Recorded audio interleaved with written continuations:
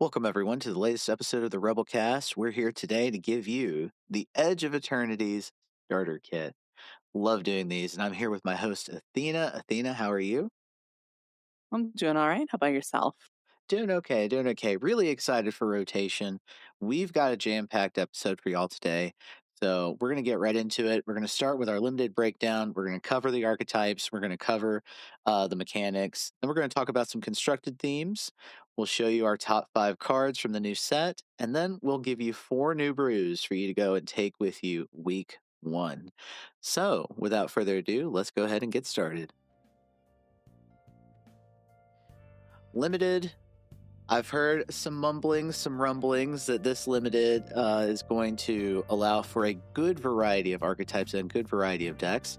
Let's go ahead and start by talking about the new mechanics for this set. So there are 4 for us to look at, and if you've already seen some of the spoilers, you've seen some of like spacecraft cards.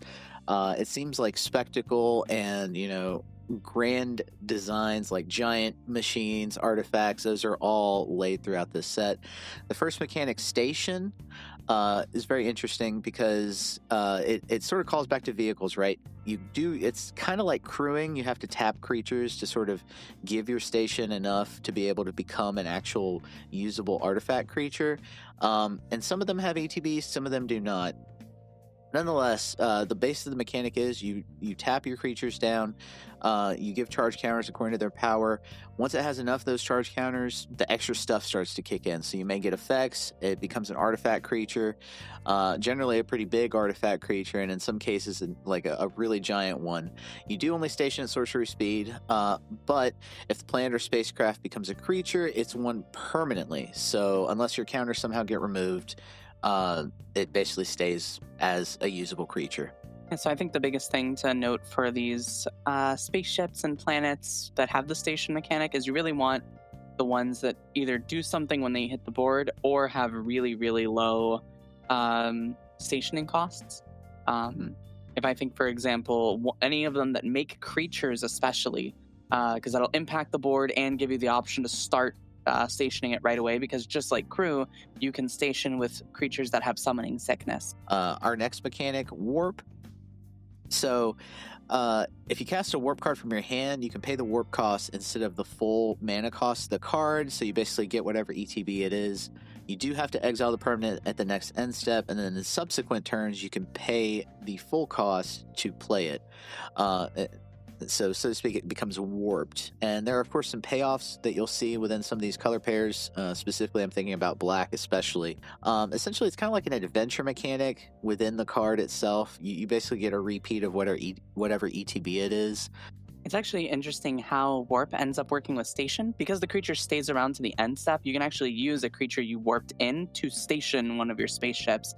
The mechanics work really well together in that way. It's really cool design. Oh wow, that's really cool, because there are some of these warp creatures have really high power and toughness, and so yeah, getting that benefit. Okay, yeah. So it's not just whatever the ETB is. You can also station, crew up your station. That's really cool. The next mechanic is Void. Void cards do get extra effects if a non-land permanent left the battlefield this turn, or if a spell was warped this turn. If you think about Revolt, kind of like that, but it only works with non-land permanents, so it doesn't work with fetch lands, for example. Yeah, and obviously it has the tax that if a spell was warped this turn, it activates. But again, all of these really play well with each other because Black-Red has Black in general has a pretty good sacrifice sub-theme to it. And you can station charge a counter up your stations. Or you can station I can't talk today. You can station your spaceships with creatures you're about to sacrifice to trigger your void stuff.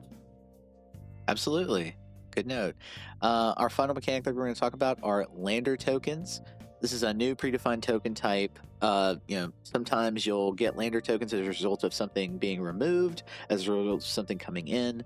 But this new predefined token is a colorless artifact token that lets you pay 2 mana, tap it, sacrifice it, and you get a basic from your deck, bring it into the battlefield, ramp up 1 more land card. Feeds artifact, ramp, and sacrifice themes really well. And, of note, green in particular really loves to take advantage of it this cycle. Yeah, so important to note, the I think these are going to have a pretty big effect on how many colors you can play. This is kind of acting like fixing, right? Um, it's interesting to see which cards end up having this in what colors, because you can suddenly start to play multicolor decks more easily the more cards you have that have lander tokens. Of course, this is assuming landers end up playing well, but they seem like they should based on this set. It kind of seems like a more slow value oriented set outside of like one color pair. Yes, absolutely. And it'll be interesting to see just how many colors start to get stuffed into draft and sealed decks. This is mostly a 2-color friendly set, but yeah, as you just noted, you could possibly venture out into a 3rd or 4th color, with landers in particular. But in any case, I'm going to turn it over to Athena. Athena, you have the different draft archetypes for us. Let's go ahead and talk about those. Yeah, so I'm just going to kind of go through these pretty quick. Little thing, all this information and more, including tier lists, top chase cards in each rarity, full color breakdowns, and top strategies are in the MTG Rebellion limited breakdown. You can see by following the link below. The credit goes to Casual Spike, who is a Praetor in our Discord, loves limited, and loves putting these things together for the community every set. So definitely go ahead and check that out. So I'm mostly just going off of his notes for this. He's kind of my little, my little limited expert if I have to ask questions too. But so the Azorius mechanic is casting 2 spells per turn. Important to note that it's enabled by Warp pretty well, because Warp is actually casting the spell. There's some pretty good cantrips once you get to higher rarities. There's a couple uncommon cantrips that you can play, and there's a lot of cards that will get cheaper if you've played a spell already this turn, things of that nature. Orzhov is an Aristocrats theme, which is pretty typical for Orzhov. It's able to go wide. It plays around with artifacts. Because of black, it has the sacrificey stuff. So you're going to be able to drain your opponent, play go wide, maybe buff up your board with one of the Anthem effects, and go from there. Absolutely, and this archetype in particular, I'm interested to see how it leaks into Constructed as well, because as we all know, we just got Sephiroth, we just got Aristocrats back in Standard. Boros has Spacecraft, but more importantly, it's more of this like aggro deck that benefits from having its creatures tapped. So this could be from attacking or from stationing your Spacecraft. Selesnya is going to be all about your +1/+1 counters. It's got lots of strong commons, and so it kind of has this like small ramp sub theme. Green's going to have a lot of your lander tokens, so you can end up always expecting all of these green decks to have a little bit of ramp in them no matter what. But this is kind of like a value-oriented, slightly aggro kind of value-y deck with these counters. Yeah, there's some interesting 3-mana value enchantments in green in particular, that one that can become a draw engine with those counters, and the other which can, combines with landfall really well. I'll talk about at least one of those in my top 5, though. Dimir and Izzet are going to be your big artifact colors, doing opposite things. Dimir is kind of control-y. It's got a mix of like the sacrifice effects and control tools throughout its different rarities. And Izzet is more being aggressive and cares more about the commons in its colors. Simic, as always, is the boring old ramp and splash, but it also seems like it can play like this like kind of like light tempo theme with the right cards. There's some pretty well statted and well costed green and blue creatures in this set that can kind of play aggro. Rakdos is Void. It's a very aggressive strategy. It's based on sacrifice and warp. It looks like the strongest so far out of everything I've seen. You get some pretty well statted aggressive creatures. You get all these sacrifice effects. The warp mechanic just seems really, really strong for limited in general, and it plays around with it really well.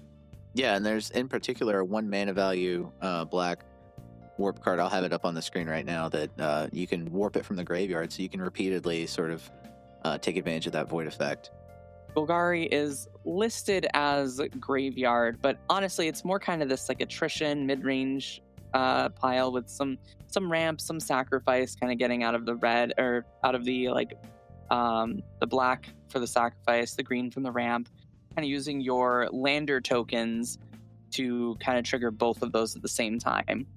And then Gruul's finally is Landfall, kind of the same thing as the last set. It's this aggressive mid-range strategy. It's kind of trying to do this chip damage here and there while ramping up with its lander tokens. Yeah, definitely one of those that takes advantage of the lander tokens. I'm interested to see just how much of an effect the lander tokens have in limited versus constructed. It'll be interesting. I mean, there is a landfall deck in constructed that I'm interested in using some of these cards with. So thank you, Athena, for those breakdowns. And again, thank you, Casual Spike, for all the information provided in our limited breakdown. If you want access to this document, if you want access to our community that talks limited now, I mean, we have a pretty healthy limited chat. Come check us out. Links below in the description. Athena, you can tell I'm itching to talk about constructed. Standard in particular, very excited because of rotation.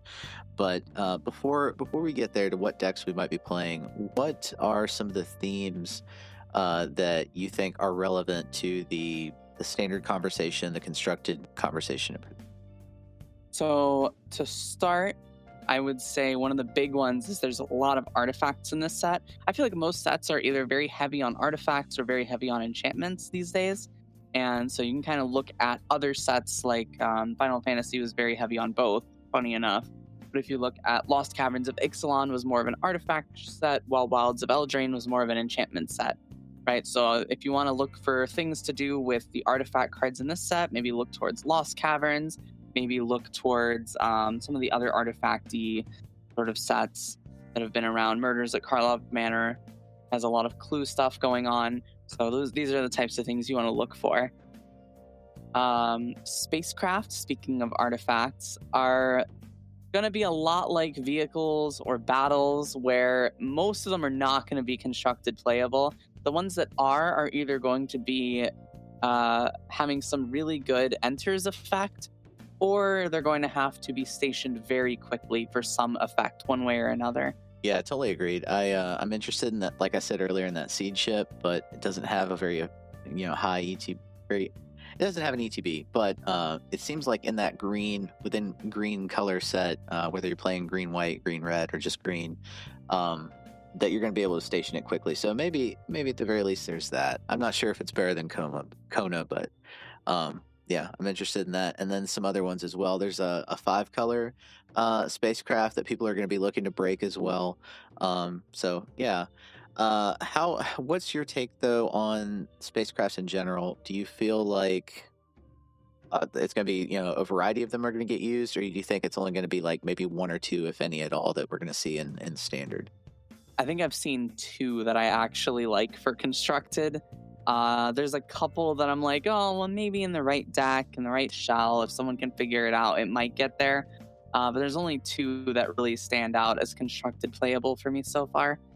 On how the colors change, one thing to look out for is which lands are available for your color pairs.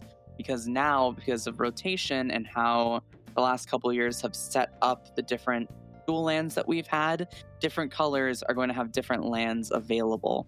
So Boros, Orzhov, and Simic are going to have the best mana because they'll have both their new incoming shock lands and the fast lands that came out in Outlaws of Thunder Junction. Golgari and Izzet only have the fast lands from Thunder Junction. They did not get new shock lands in this set. Gruul and Dimir did get new shock lands, but they lost their fast lands because theirs were printed in All Will Be One. And then Azorius, Rakdos, and Selesnya will lose their fast lands and do not gain any shock lands. So this kind of creates this almost like tier list of which colors have the best mana. Of course, this matters a lot less when you're playing the slower decks of the format, because Verges and Surveils still work really well. But if you were a deck that focused on pain lands and fast lands, you're going to be hurting a little bit. You're going to have to kind of rely on your starting towns for a while until you get caught back up. Yeah, Selesnya in particular, the Selesnya Cage deck, this is one of the reasons why it may just like fall even further. Yeah, starting town, I assume the price of that's going to go up as well. Yeah, on Cage, it's really hard to cast your white, green Gear Hulk without dual lands, so rest in peace for that deck for now. Yeah, for real. for real. At least until we get something next set, hopefully. Obviously, the color I'm super excited about is always green, and I think and I hear myself saying this again, I think it actually has a chance this time. Green does get a few new pieces that make it more low curve, more aggressive. And in particular, I know there's going to be at least 2 or 3 mono green decks I'm going to build week 1, but there's already one that's rotation proof, centered around, Tifa, centered around landfall, the Mossborn Hydra. So I don't know that there are too many pieces I want to add to that deck. It might just be good as is. But that's definitely something I'm excited about, is just the possibility that mono green could be a thing again. I don't know. What do you think, Athena? I mean, mono green has it actually has a good matchup against both of the top decks right now, I think. At least an even matchup against Cauldron and a good matchup against Dimir. And I mean, the new cards it's getting, whether it uses it or not, it can't. It's not like it downgrades. It doesn't. The only things it loses are sideboard cards for the most part. So you're really going to have the same deck kind of around after rotation. It might just have some extra tools based on the things in this set. Yeah, exactly. I do think it does go more low curve, all versions of mono green, but I do think you're still going to have another green deck out there that tries to go big with big creatures and whatnot. Anyways, we'll get to that. It is one of the 4 decks, or one of the 4 decks we're going to be presenting today. But is there anything else you have for us on Constructed? The black removal package gets a lot worse after rotation. We lose Cut Down, we lose Shieldred's Edict, we lose Anoint with Affliction, we lose Go for the Throat, we lose Blot Out, and we lose Gix's Command. And this kind of set of 6 has determined standard removal for a long time and what mid-range decks have looked like. And the white removal is actually getting a lot better between Pinnacle Starcage, between Seam Rip,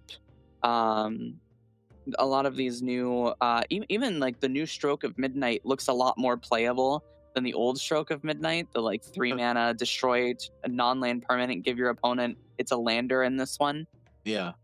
So white's removal ends up looking a lot better than black's right now, at least at the moment.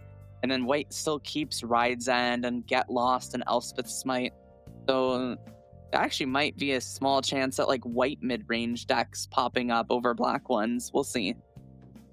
Yeah, I think with good removal, you tend to see mid-range in that mono color, whatever that is. And for the moment, yeah, it's going to be shifting from black to white. Okay.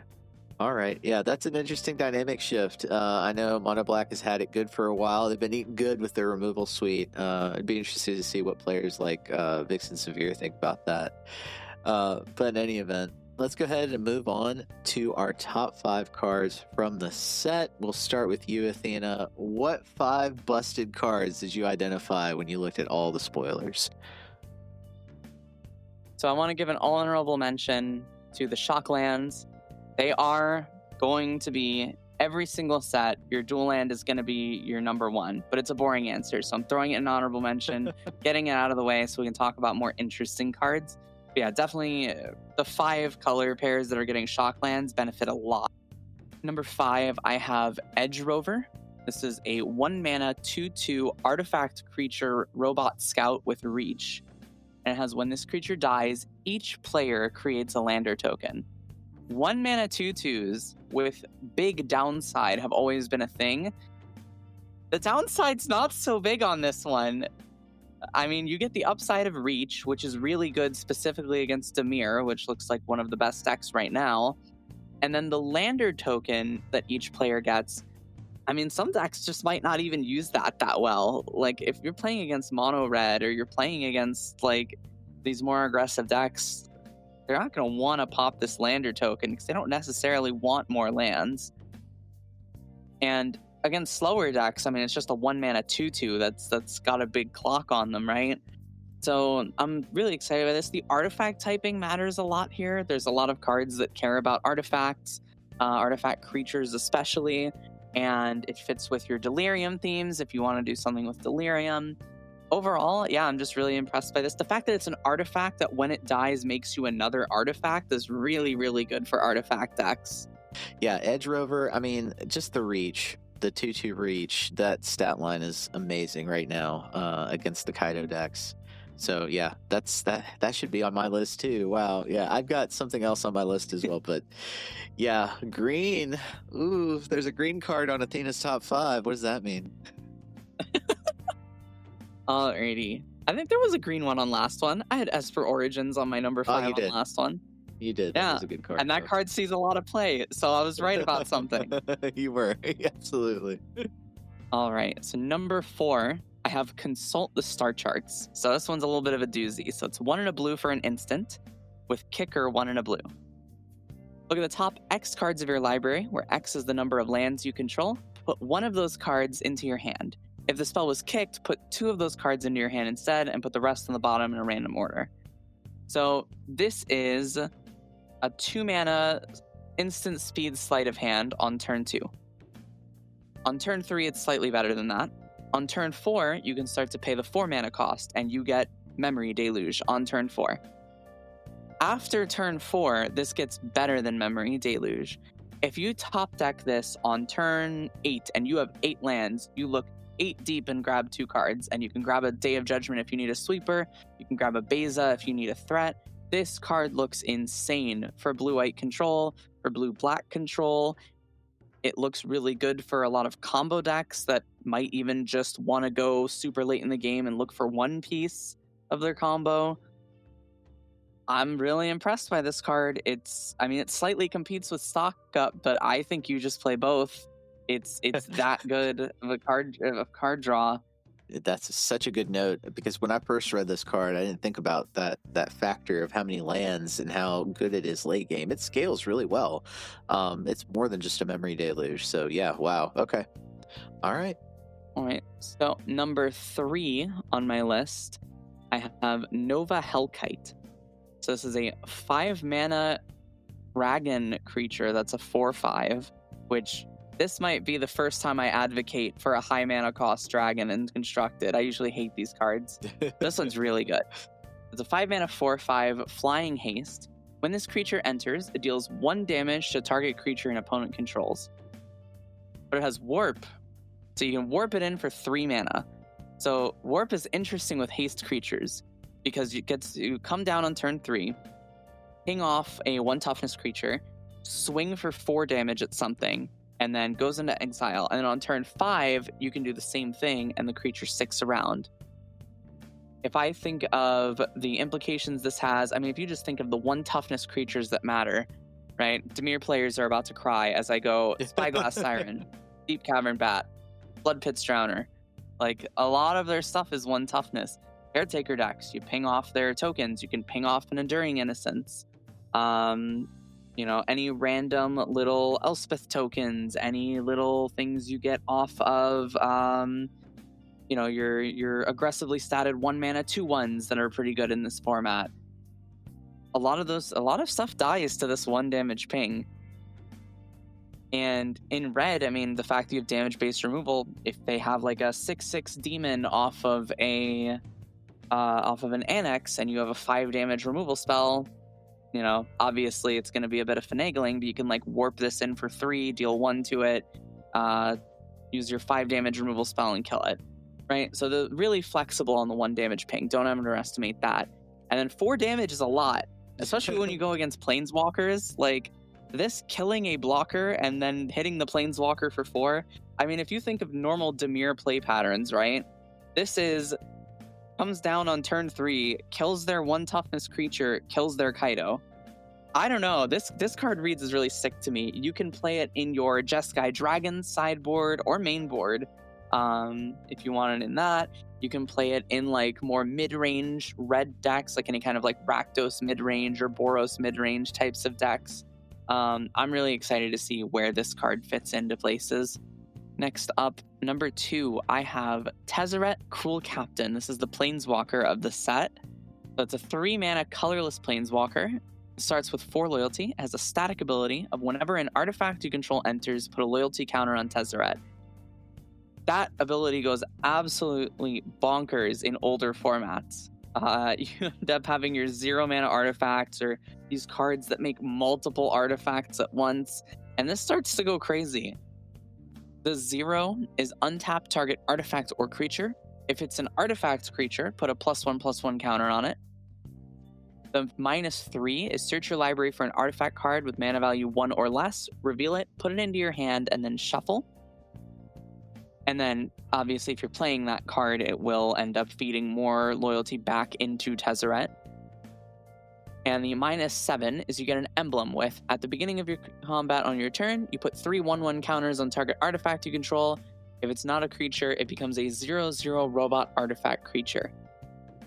So this ends up growing your artifacts into massive threats if you can get the ultimate off. And the ultimate is really easy to hit if you're playing a lot of artifacts.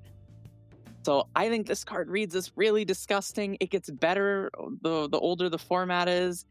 3-mana planeswalkers that are kind of hard to kill are always like a big thing. This one doesn't really defend itself, but I mean, especially in older formats, this coming down, you play like 2 0-mana artifacts, it goes to 6 loyalty. That's Oko status. Yeah. So it's gonna be hard to kill in older formats. In standard, you're going to want to play this pretty much only in like an aggressive artifact deck. But I think there's so many good aggressive artifacts. I mean, hell, the Edge Rover, my number 5, is an aggressively statted artifact that you can search for with Tezzeret. So I would be on the lookout for any kind of aggressive artifact decks with this. Yeah, we'll have to ask Darth Rictus how this turns out in the older formats, especially like Vintage, Legacy, all that. One thing of note is we already have Ugin, which is a ramp target for ramp decks. There's already like a weird colorless artifact ramp style deck in the format, like tier 3 maybe. I don't know, maybe you slot this in, maybe there's some other things that you slot in with this as well. But yeah, there are very cheap colorless cards in the set, expensive ones too that make it worth it to play. I'm thinking about the Eldrazi, the 6-mana Eldrazi as well.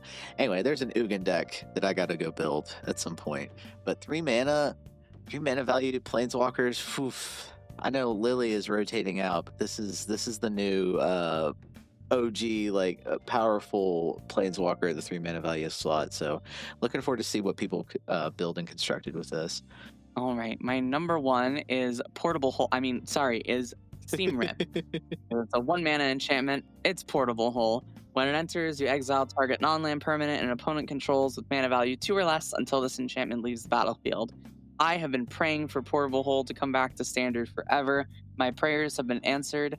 This card gets really interesting when you think of the other removal in white in the format, especially for sweeper removal.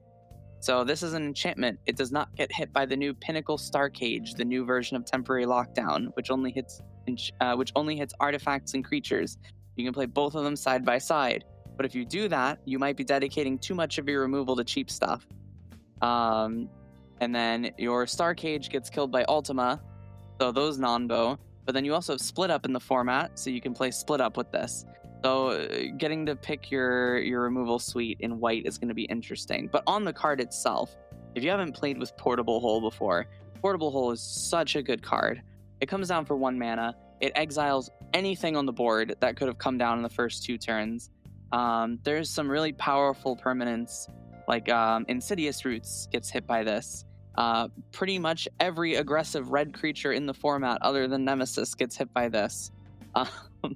A lot of your early game artifacts are going to get hit by this. Your Cauldron, your Fear of Missing Out, your Deep Cavern Bat, all of these get hit by Steam Rip.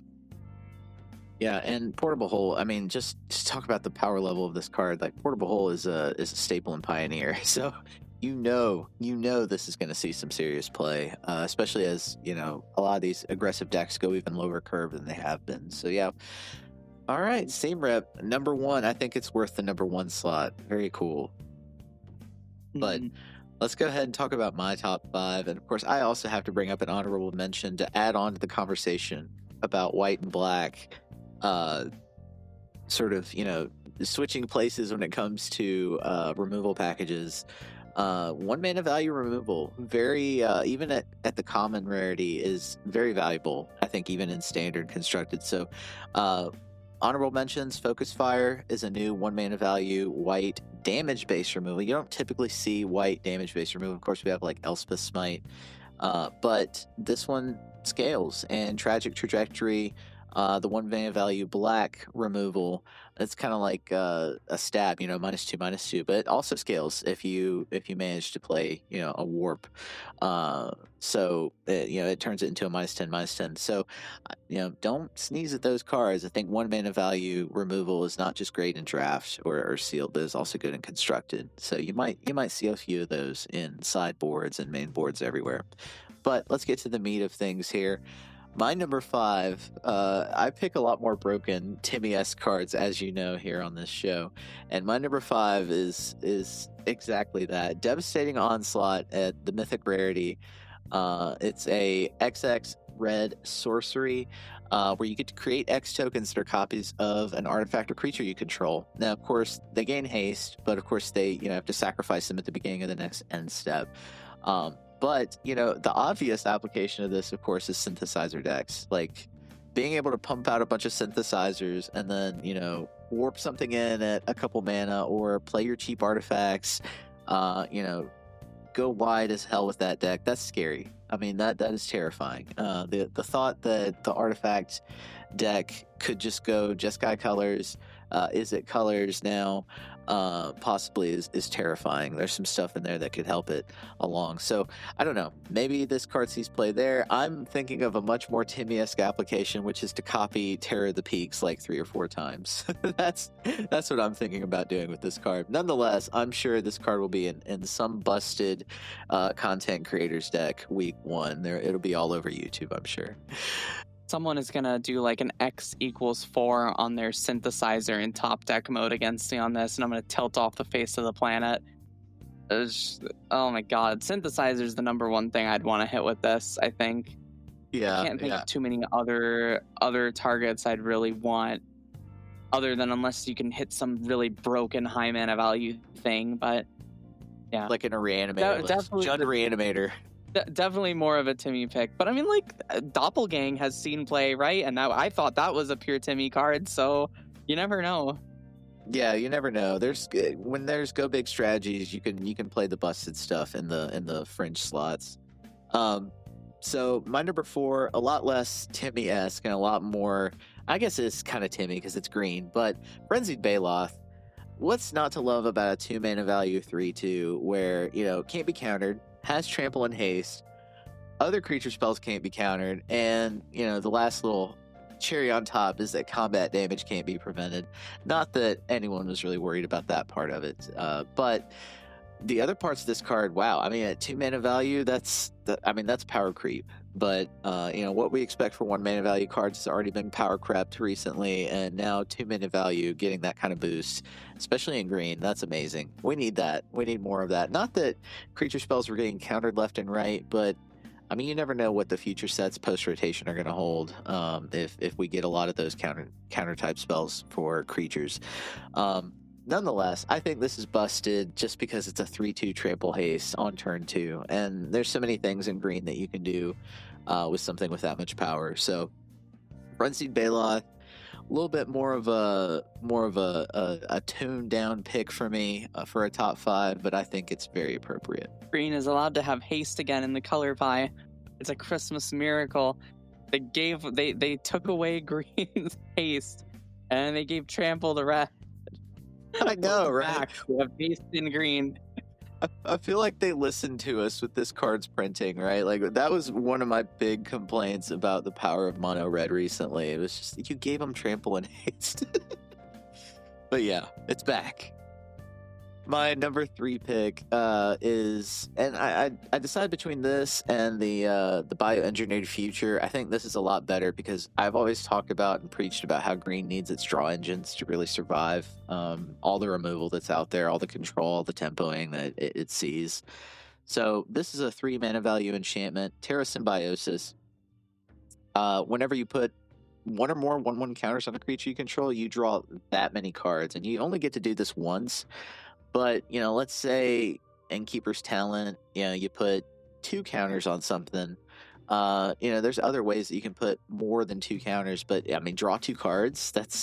And that could be every turn. I mean, that's really going to give the 1/1 counter versions of the green decks, maybe even the Selesnya ones, which I don't think we'll see as much now with the mana base the way it is. But nonetheless, I mean, you might. But those decks get a draw engine. That's pretty good. That's pretty good. Be able to keep going and not just fizzle out once everything gets board wiped and ultimate. But Terra Symbiosis, that is my number 3 pick. And then for number 2, this card, it's not obvious how it's busted, but if you look at some of the other cheaper warp cards, cheaper ways that black can do this, or if you're playing Orzhov, Chorale, I don't know how to pronounce it, of the Void, is a 4 mana enchantment in black. Enchant a creature you control. Whenever that creature attacks, put target creature card from defending player's graveyard onto the battlefield under your control, tapped and attacking. Now with Void, at the beginning of your end step, you have to sacrifice this unless a non-land permanent left the battlefield this turn or a spell was warped this turn. So, I mean, other than playing warp spells, there are some that come to mind that are cheap in black, but other than playing warp spells, it's pretty easy to make something leave the battlefield. So I don't know. I was thinking Orzhov because you can blink some things. There's other ways to remove things in white. You wouldn't necessarily have to cast the warp spell, but yeah, I don't know. And a crazy Reanimator style list with as much aggression as there is in the format right now, not as much control, not as much combo. This card might shine. Somebody might find a busted way to play this. It is 4 mana value. I am very mindful of that. And if the creature gets removed, you're kind of screwed. But there's some other ways in Orzhov to give things indestructible. There's ways to prevent those things from happening in other colors. So I don't know. There might be some kind of weird Grixis-y shell that takes advantage of this in the future. We'll see. But I think this card is worth a mention at number 2 just because it has the potential, like the ceiling, the basement's definitely there, but it has a really high ceiling in terms of what it would be capable of doing as a sideboard card against, some insane Reanimator list or a list that, wants to play Morong River region. I don't know. There's applications, fringe applications that I can think of with this card. My main concern with this card is, I guess there's 2 main concerns. One of them is the high mana value and how easy it gets blown out. So you pay 4 mana and your opponent removes your creature in response. So that's like your whole turn 4. That's like pretty scary. And it doesn't even just take that. They can just tap the creature like a Flood Pitch Drowner, right? And then it won't attack. And then you don't get the trigger on it. And then you can't keep it and you'll have to sacrifice it on the end step. So I'm a little worried about that. I'm also worried about what happens if you play this and your opponent doesn't have any creatures. Yeah, it would have you play this. Yeah, it would have to be a sideboard piece against something else that, I don't know, maybe against Jeskai Oculus or some kind of Reanimator list. But yeah, I don't see this seeing play week 1, but I don't know. I'm thinking about it. It's going to depend on how the meta shifts and changes over the coming sets, whether something like this is applicable or not. But yeah, I'm mindful of the fact that it's very, very Timmy-esque, probably the most Timmy-esque pick of mine. Speaking of which, let's go ahead and get to my number 1 pick, 0 Point Ballad. You knew I would see this card and pick it. This is an X-black sorcery that, destroy all creatures with toughness X or less. You do lose X life. However, if X is 6 or more, return a creature card put into a graveyard this way to the battlefield under your control. So similar to the last card, it's going to be dependent on what your opponent is playing. I wouldn't put this in a main board just yet. And of course, the meta is going to have to shape up in a very specific non-Dimir way for something like this to work. But, it is a board wipe.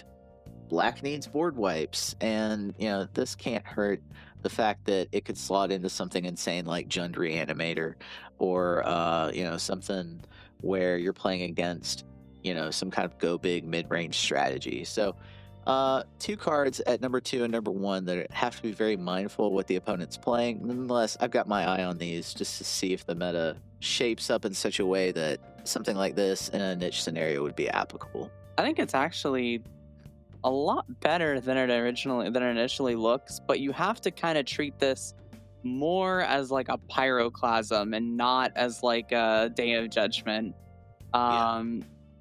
Paying like 4 life in order to kill a board with a preacher or a sentinel on it is a lot of life to pay. But against Dimir, if you're killing like their bat, their siren, and their flood pitch drowner for 2 mana and 1 life, that's pretty good. So definitely a pretty decent sideboard card. I'd probably play this in black sideboards as a one of. Seems like it's got some good applications. Yeah, and with Dimir being sort of the number 1, number 2 deck right now, I could definitely see it having applications week 1. So, yeah, it's a decent sideboard piece, I must say. But yeah, that rounds out my top 5. I'm excited for this set. What about you, Athena? How do you think so far? What's your overall take so far on all the cards we've seen and looked at?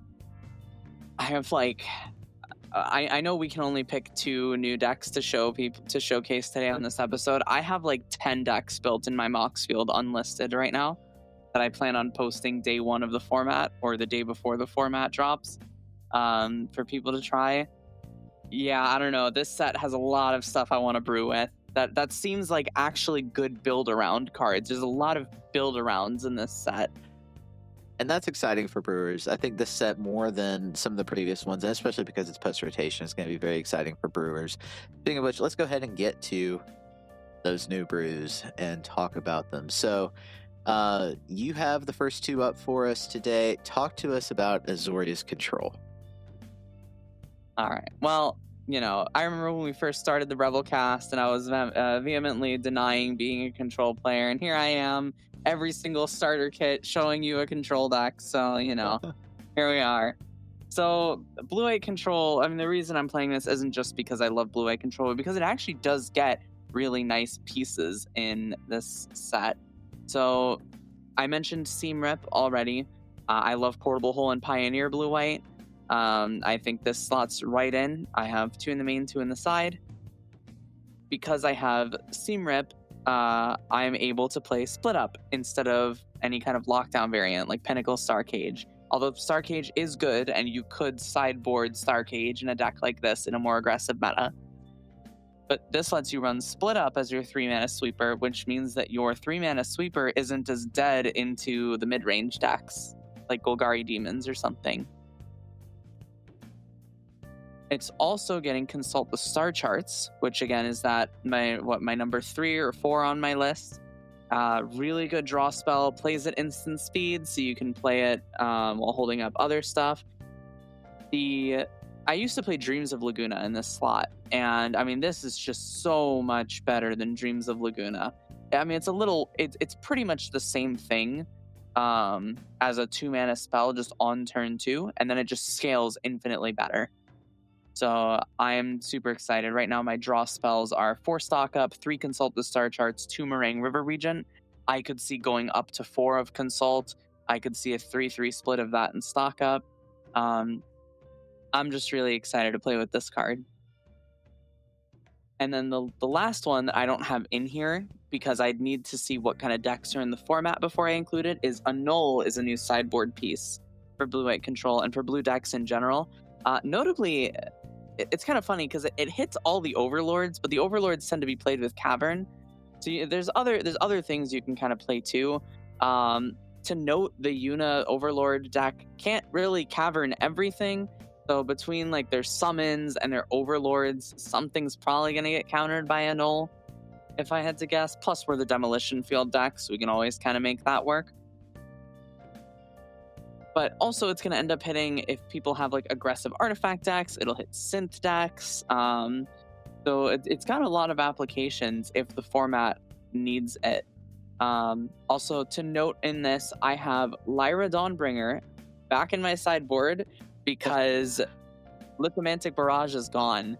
My reason to avoid these 5-mana 5/5 angels is gone, and I can play them as much as I want now. That's amazing. Yeah, I forgot about Lithomantic Barrage being gone. That does change the dynamic on what you can play. Yeah, that card was a gatekeeper, wasn't it? Wow, I forget. Because I don't play Azorius. We used to play Dissection Tools. Dissection Tools, Max. That's what we used to play to avoid Litho. Wow. Oh, man. Don't have to do that anymore. All right, so the second deck I have, this one's a little bit more on the interesting side. This one is Simic Cookies. You might be wondering, like, oh, well, Teething Wormlet rotates. Like, doesn't that Surge Engine also rotates? Like, this deck might not be as good. But may I point you to Synthesizer Lab Ship. So this, I think, is the best of the Spacecraft cards. Ooh. So 1 mana Spacecraft with obviously the station mechanic. At 2, you get a kind of Case of the Filched Falcon Zoetic Glyph type effect, where every turn you can turn an artifact into a 2/2 creature, which then feeds itself for stationing if that artifact that you're turning into a creature is summoning sick. Now it gives you something to do with it. So this ends up getting pretty scary pretty quick. As a 1 mana card, it's basically like an engine for this deck. And it works really well with, if you play this into Tough Cookie, your Tough Cookie stations this, it turns on the second part of it, it turns the food into a 2/2, and it's already on station 4, just right on turn 2. So really good engine for the deck, can keep turning all the new artifacts you play into creatures every turn, can just give an artifact creature flying to get over a hump. So if you have like a Zoetic Glyphed creature, you can give it flying and swing it in. I'm actually not sure how those override with each other, if it would become a 2/2 or a 5/4. I have to look that up. If someone knows, post that in the comments below. Please. I actually don't need something on that. That was something I was curious about. I imagine it becomes a 2/2. So maybe that won't work as well as I thought. But regardless, you can just swing in for 2 every turn, even on board stalls with it. So this also gets to play Tezzeret Cruel Captain, and you have the option to pull Edge Rover or Synthesizer Landship from this with the -3 ability. And you're also, post-board, able to grab Ghost Vacuum with it, which is pretty big against the graveyard decks. So there's other 1-drops you can play that will be able to play it. This Tezzeret enables you to play a lot of 1-ofs, because you can just search for them with the Tezzeret. So you can always be on the lookout for other random 1-of artifacts to play. But I mean, this card will get pretty scary pretty quick. Tough Cookie makes 2 artifacts on enter. The Edge Rover, when it dies, it makes a lander and it will feed Tezzeret some more. So I think this card's pretty good in this shell. You get to untap. You get a lot of artifact creatures, so they'll get the counter on it every turn and get to untap. I think this shell looks pretty solid, even despite the things that kind of shifted out. I'm really excited to play with Tough Cookie and Synthesizer Lab Ship especially, and I want to see if Lab Ship actually turns into the menace I think it can in this format. Yeah, this is very interesting. So Edit Glyph is still a thing. We got to remember that. My question for you was, because I was wondering if you were going to come along with something like this that was more artifact based. It was either going to be this, or in my mind, it was going to be like some build of Azorius Cookies. Do you think? What do you think about that comparison there between what you can do in Azorius versus here? So Azorius was another one that I have actually built. I didn't want to showcase 2 Azorius decks, so I kind of just showcased the one that was a little bit different. But I think the Tough Cookie thing in particular is really strong with this, and I think grabbing Edge Rover off of Tezzeret every time is going to be really nice. Actually, the other, I built 3 artifact decks. The other one is Rakdos. But I chose to show this one because I really wanted to show off Edge Rover. I feel like I should probably show off as many of my top 5 cards as I can in these decks.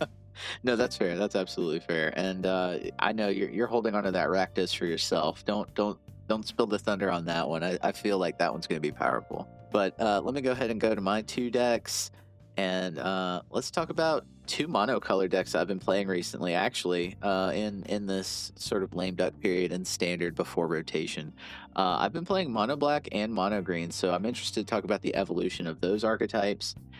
Here is the mono black version. And you can see, right, with the removal package gone, we're having to shift some of what we're using, away from what's been available. Stab, Bitter Triumph, Shoot the Sheriff are going to have to come in to replace some of those slots. But of the new stuff, we're looking at Sunset Saboteur, interesting 2 mana value, 4/1 with Menace, and a great ward. Discard a card. It does put a 1/1 counter on target creature, whenever you attack with it. But if you're playing mono black, you're assuming that in a lot of situations you're going to be able to keep the board clear. So that's one consideration that I have for why this card might be okay. And then I've been talking about this card all day, but Timeline Kohler with the 1 black mana pay 2 life warp mechanic. You might see this a lot in limited because the void abilities that are going to be available with some of those archetypes. But here, I mean, this is just a really great recursive card, and Black has a history of having these cards in the format. This is going to be the next iteration of that. One card that I really love that's new, Archenemy's Charm. It is 3 mana, but being able to exile a creature or a planeswalker, having that diversity of targets in the card, really great. And then, of course, it's not even mentioning the other 2 modes why I like this card. So being able to return 1 or 2 target creature and or planeswalker cards from your graveyard to your hand, it's sort of reminiscent of Gix's Command and why that card helps to turn the tables at 5 mana value. This does at 3 mana values. I think cards are sometimes undervalued that just have a lot of great different modes on them, and this is one of those that I think should see play. So last mode as well is really good, reminiscent also of Gix's Command. Look, there's 1 copy of Lord Skitter in here. I forgot this card was going to stay past rotation, but this card has become more relevant. I know this is kind of like a meme card a few months ago. It was a meme if you played it, but I mean, this card is great because there's a lot of graveyard play still going on in Standard, and sort of just one of the base effects of this card is that, it continually creates 1/1 Black Rat tokens, but being able to just get rid of stuff in the opponent's graveyard is just so valuable right now. But new card, Elegy Acolyte. I'm pretty high on this card, and I think I could see this being a 3 of definitely, if not a 4 of in this list. But this is a 4 mana value 4/4 lifelink human cleric that it's Gix is rotating out, so this is reminiscent of that. That whenever 1 or more creatures you control deal combat damage to a player, you do get to draw a card and lose 1 life. It does have lifelink to sort of make up for the loss of life, but also has void. So with void, you can create the 2/2 colorless robot artifact creature token every turn. And being able to go wide with black, that's pretty substantial, and nothing to sneeze at. You throw in the fact that you have 3 copies of Karsi Revenant in here, you can give any number of things those abilities with renewal. Mono black is going to continue on the low curve value train. I love it. And this deck is annexless. I mean, you don't necessarily need that to be able to go over the top. Pulling back from sort of the mid-range stance that it's been in for a while. You do have 2 copies in the sideboard, and I love that my boy Aquazotz is coming back. Right, some of the cards that kept it out of the format. Aquazotz coming back. I love that. This is Mono Black doing what Mono Black does. Only last thing I've noted is that Dreams of Steel and Oil is rotating out, so we're going to have to start using intimidation tactics. So I think that card is, you could squeeze that into the main board with the way Standard is working right now. There's a lot of creature-based decks, and that's only going to get worse post-rotation. My suspicion is we're going to see less combo, less control, especially week 1. So use your intimidation tactics. I have 2 in my main board of my current Mono Black. But it is a good sideboard card if nothing else. Yeah, I think the important thing to note on these cards is that you actually gain a lot of life with the stack, right? I mean, this is very anti-aggro. You have Death Touch creatures, you have lifelink creatures, you get to board in like a new board wipe, some more, your Archenemy's Charms have like mini Gix's Command lifelink things on them. You can play Aquazotz again because a lot of the exile removal is leaving. So yeah, I mean, this seems like it wins aggro mirrors if I had to guess. Doesn't matter how big the Tifa gets. If a Tiny Bones blocks it, it's gonna die. So yeah, I think especially Archenemy's Charm is a really big pull to playing Mono Black. Killing Kaido or Curiosity is pretty big against a mirror. Hitting a VV to exile it so it can't get under a cauldron. Being able to just go back and grab the creatures that have already died and bring them back. And then you already get this kind of really good Cecil Dark Confidant, Tiny Bones, Shell that we've played with forever at this point since Final Fantasy released. Yeah, I think you end up drawing a lot of cards and gaining a lot of life while being an aggro deck. It's pretty resilient. Yeah, Dark Confidant sits really pretty in this shell, especially when you have the Revenant that can sort of make up for, give your Confidant flying and lifelink. But yeah, there's a lot of life gain. It seems like white and black have switched places, haven't they? Like, give us the exile-based removal, give us the life gain. I'm all for it. All right, let's talk about the next list, the last one that we have. I'm always interested in mono green and building up mono green. This is not the +1/+1 counters landfall Tifa build that you're also going to see week 1. Like I said, there's probably going to be like 2 or 3 different mono green builds out there, but you want to take advantage of the new cards. Try and build something like this. And even Darth Rictus today sent me another mono green that was like taking advantage of even more new cards. So there's going to be quite a few different ways of building it, but take advantage of the fact that you have just this awesome 1 mana value, this awesome 2 mana value creatures in Edge Rover and Frenzied Bailiff. Flourishing Bloomkin, I think, is going to be in multiple mono green builds just because of the potential there for, high land counts. Spinner of Souls is a card that was overlooked when it came out in Foundations that I think is going to start to see value as you're playing more low curve, aggressive mono green. We just got Sirach, Elusive Hunter, that's going to add to everything here. So there's so much potential here for mono green to be built in a multitude of different ways. And this build right here is just a very week 1 user friendly sort of build. I highly recommend this one. 23 lands, they're all forests. It tops out at Bristlebud Farmer, which there's the ability to basically recover from board wipes, to recover from a lot of creature removal. And, main board your Scavenging Oozes. If you don't want to use the Scavenging Ooze, you've also got the Keen-Eyed Curator. So there's ways to play against the graveyard play. The sideboard I love because, we're main boarding the Scrap Shooters, but if you want to sideboard the Scrap Shooters for something else, you could if you wanted to. Green has just been slowly building up, like every set, just 1 or 2 cards. And I think it's in a spot now across its various pieces of removal, across its, its anti-artifact, anti-enchantment capabilities, across the fact that from mana value 1, 2, and 3, you've got really effective high-value creatures with their stat lines. I think there's something here, and I'm gonna love to see week 1 what people come up with, what brewers come up with, what content creators come up with, because I know, like I said, I'm gonna have about 3 or 4 different builds of this color pair or this color set right here in mono green. What's your take? I mean, to be honest, the big thing I've noticed about green lately is it's getting a lot of like anti-removal cards, which have been kind of cool. I mean, your Paw Patch Recruit and your Sirach punish removal. Your Innkeeper's Talent gives ward. Your Spinner of Souls needs to be killed first. Yep. Otherwise, it's just going to keep getting you value. And it's especially good. I mean, without Sunfall in the format, the 5-mana sweeper of choice is usually Ultima.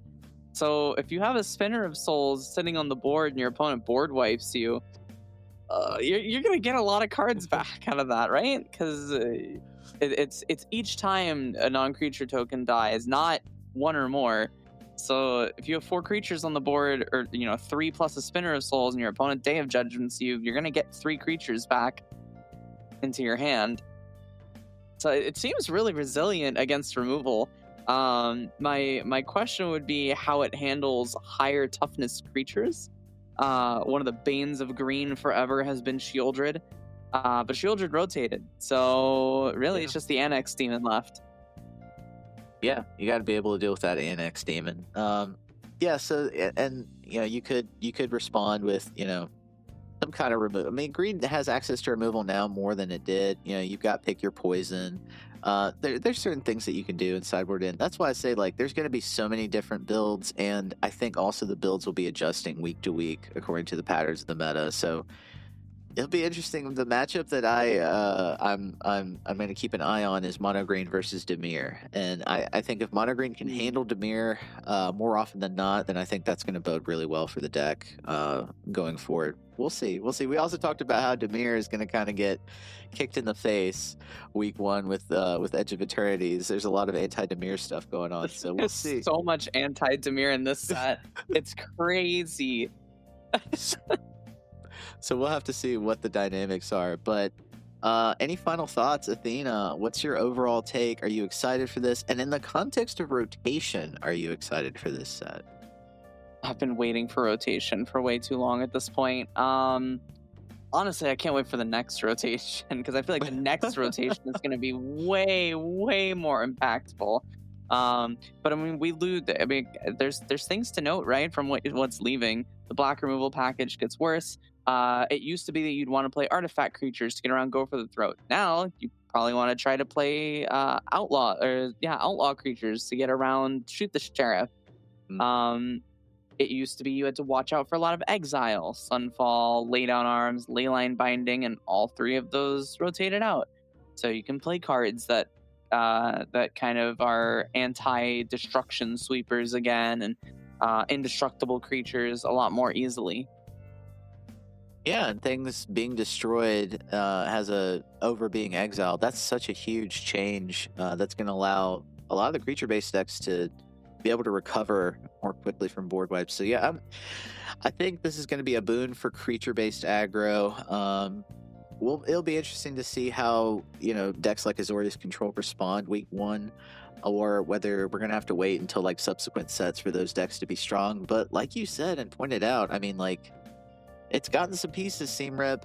It's consult the star charts. I think those are going to do a lot for those archetypes as well. So we'll see. Man, it's just going to come down to what happens week 1 and what sort of data and results we get back from the events of that weekend. Speaking of which, we do have a State of the Meta coming up, and Darth Rictus is going to be late coming back from vacation, so it looks like State of the Meta is going to be a Rebelcast special.